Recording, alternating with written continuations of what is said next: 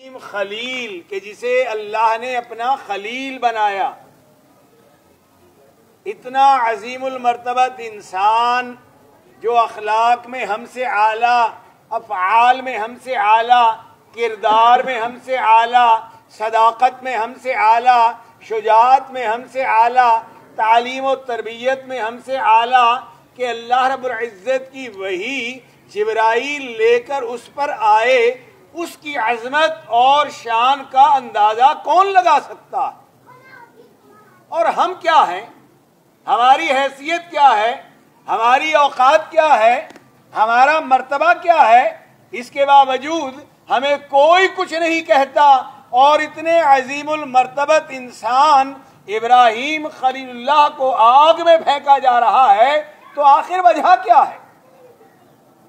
کوئی نہ کوئی ہم میں کمی ہے، کوئی نہ کوئی ہم میں عیب ہے، کوئی نہ کوئی ہم میں نقص ہے، کوئی نہ کوئی ہم میں خامی ہے، کہ جس کی بنا پر ہمیں کوئی کچھ نہیں کہتا، اور اللہ کے نبیوں اور رسولوں پر ظلم و ستم کے پہاڑ توڑے جاتے ہیں، انہیں گلیوں میں گھسیٹا جاتا ہے، انہیں قتل تک کیا جاتا ہے، ان کا بائیکاٹ کیا جاتا ہے، اور انہیں آگ میں زندہ جلا دیا جانے کی کوشش کی جاتی ہے۔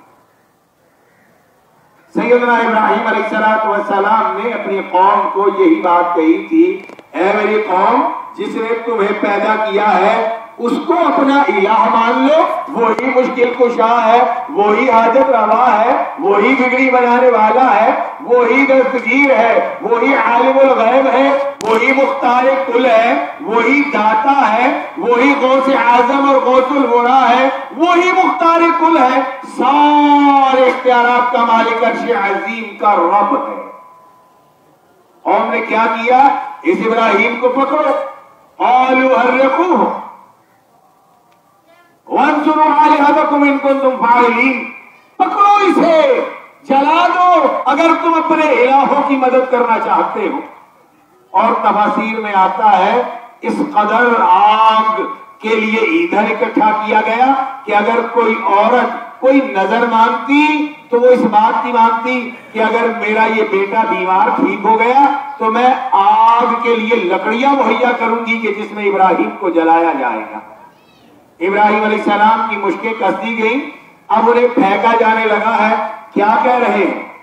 لا الہ الا انت سبحانک رب العالمین لہ الملک ولہ الحمد لا شریک لہ۔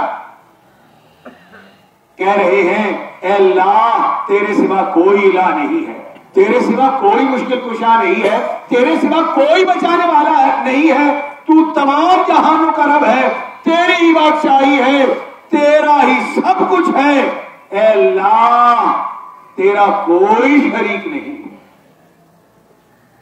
پہاڑوں کا فرشتہ جبرائیل علیہ السلام بھی آتے ہیں، آ کر پوچھتے ہیں ابراہیم کوئی میری ضرورت ہے؟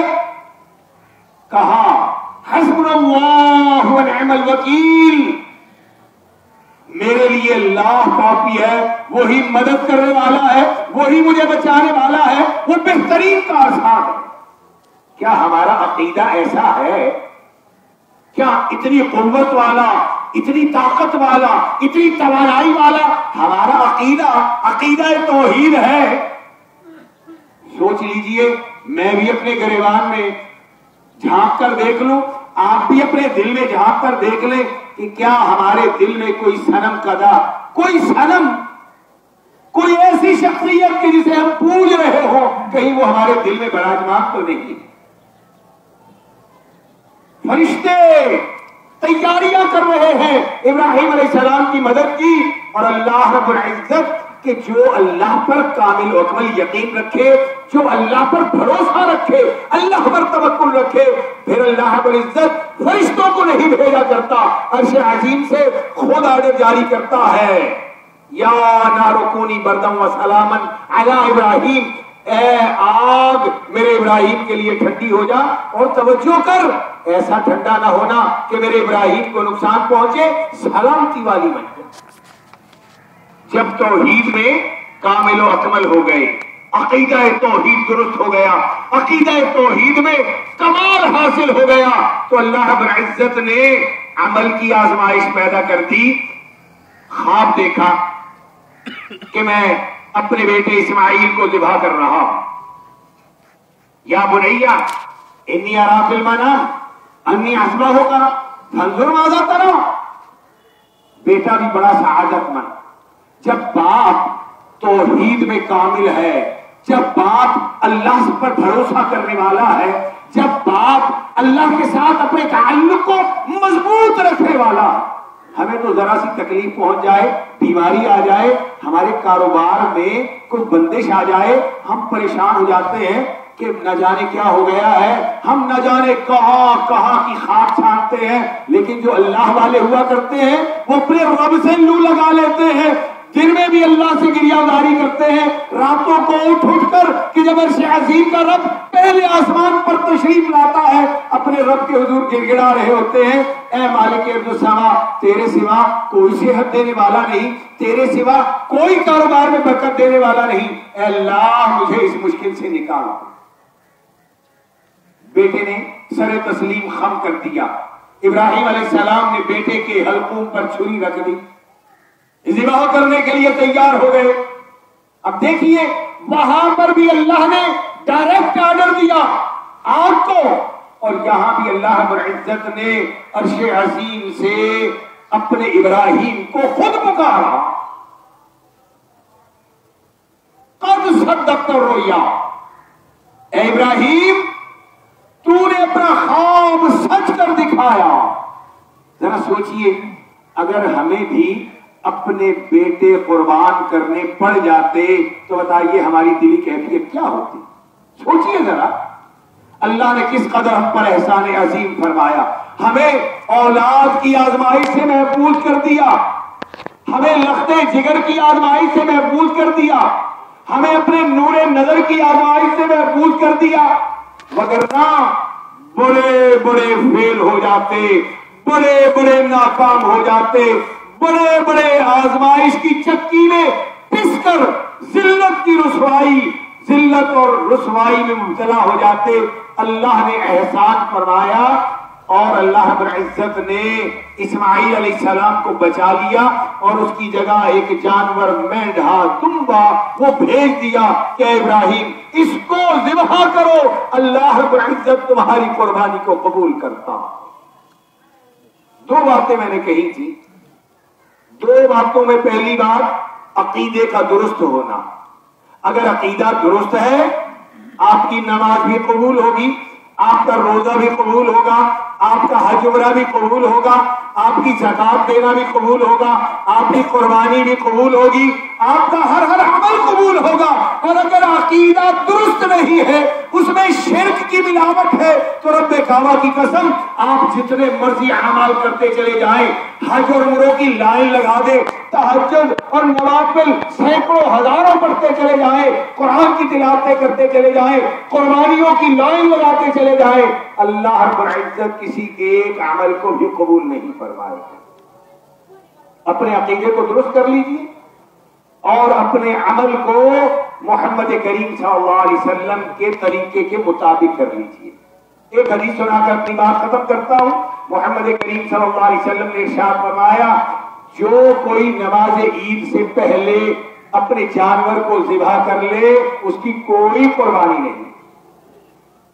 اس نے مسلمانوں کے طریقے سے ہٹ کے قربانی کی. اور جو نماز عید کے بعد اپنے جانور کو ذبح کرتا ہے وہ اللہ کی راہ میں قربانی دے رہا ہے. بات کو سمجھ لیجئے، مسئلہ بڑا آسان ہے. جو عمل اللہ کے رسول سے ثابت ہے، اللہ کے رسول سے قربانی کا عمل نماز عید کے بعد ثابت ہے، نماز عید سے پہلے نہیں ہے، تو اللہ اس عمل کو قبول کرتا ہے کہ جو محمد کریم صلی اللہ علیہ وسلم کی سنت کے مطابق ہوتا ہے. اگر جانور ذبح کرنا ہے عید سے پہلے کر لیا ناکام ہو گئے، عید کے بعد کر لیا کامیابی ہو گئی. کیوں؟ اس لیے کہ محمد صلی اللہ علیہ وسلم نے نماز عید کے بعد جانور کو قربان کیا ہے.